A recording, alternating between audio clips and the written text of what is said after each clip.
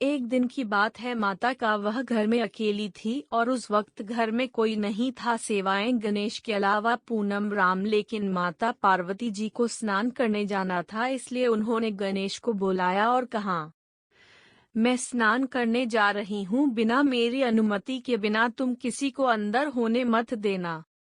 यह सुनकर बाल गणेश ने कहा कि ठीक है माता, मैं आपकी मर्जी के बिना किसी को अंदर नहीं आने दूंगा। ऐसा कहकर बाल गणेश दरवाजे के पास जाने लगा। तेरी माता पार्वती ने बुलाकर कहा कि ऐसा नहीं चलेगा, तुम मुझे वचन दो कि कोई अंदर नहीं आ पाएगा।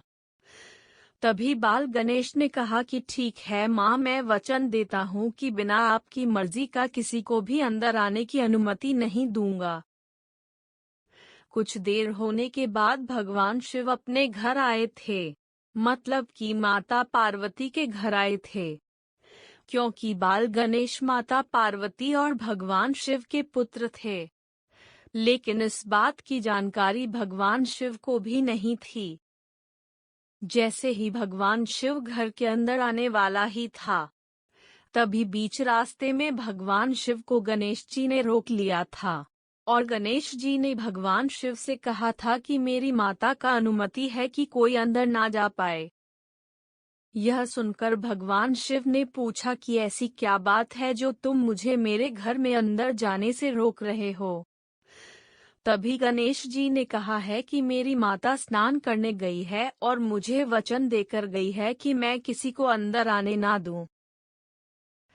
तभी भगवान शिव बहुत ज्यादा क्रोधित हो जाते हैं और वह अपनी त्रिशूल निकालते हैं और गणेश जी का गला काट देते हैं। जैसे ही माता पार्वती स्नान करके बाहर आती है, वह गणेश जी को इस हालत में देखकर हैरान हो जाती है और कहती है कि आपने यह क्या कर दिया, या तो हमारा पुत्र है। एक दिन की बात है, माता का वह तभी भगवान शिव ने कहा कि मुझे क्षमा कर दीजिए, मुझे नहीं पता था यह कौन है। यह मुझे अंदर आने से रोक रहा था, इसलिए मुझे गुस्सा आ गया और मैंने उनका सर काट दिया।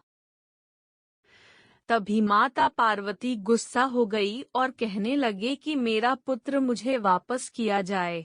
इतने में भगवान शिव ने सोचा कि मैं तो इसे दोबारा उसी सर से नहीं जोड़ सकता हूँ, लेकिन अगर तुम कहो तो मैं इसे किसी दूसरे की सर से जोड़कर तुम्हारे बेटे को जिंदा कर सकता हूँ।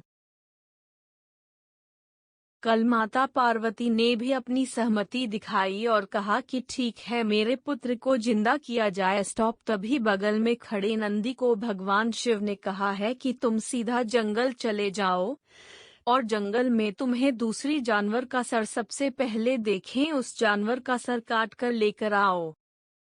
नंदी ने तुरंत जंगल का रुख किया और वह जंगल में जानवर को ढूंढने के लिए चला गया।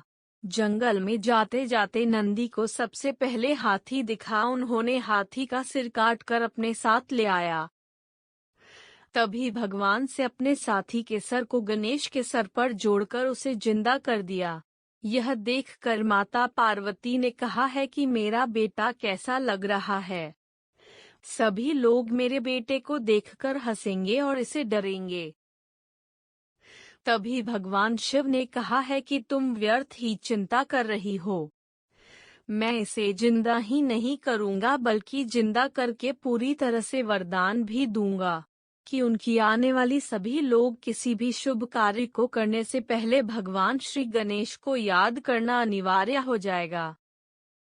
तब से लेकर आज तक किसी भी शुभ कार्य करने से पहले भगवान श्री गणेश जी को स्मरण किया जाता है।